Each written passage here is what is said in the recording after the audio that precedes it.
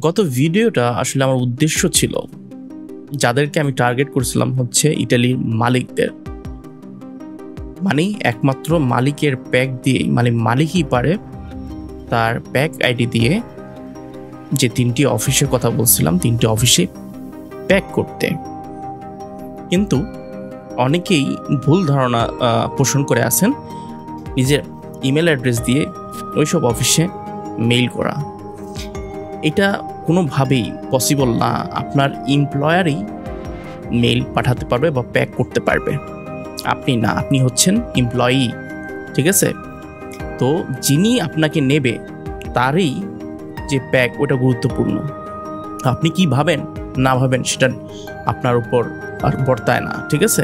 ওটা কোনো ক্যারি করে না, ইমিগ্রেশন বিভাগ হোক আর যেখানেই হোক। এমপ্লয়ারটা মেইন, ঠিক আছে? এমপ্লয়ার সব কিছু করবে, আপনি জাস্ট হয়তোবা তাকে বলতে পারেন যে এই জায়গায় প্যাক করেন, বাট আপনি নিজে নিজে ট্রাই করতে যাবেন না, ঠিক আছে?